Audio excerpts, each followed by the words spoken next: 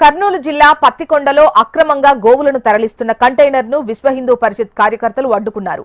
ఎమ్మిగనూరు నుంచి అక్రమంగా గోవులను తరలిస్తున్న కంటైనర్ను వీహెచ్పీ కార్యకర్తలు పట్టుకున్నారు. సమాచారాన్ని పోలీసులకు చెప్పడంతో గోవులతో పాటు కంటైనర్ను వారికి అప్పగించారు.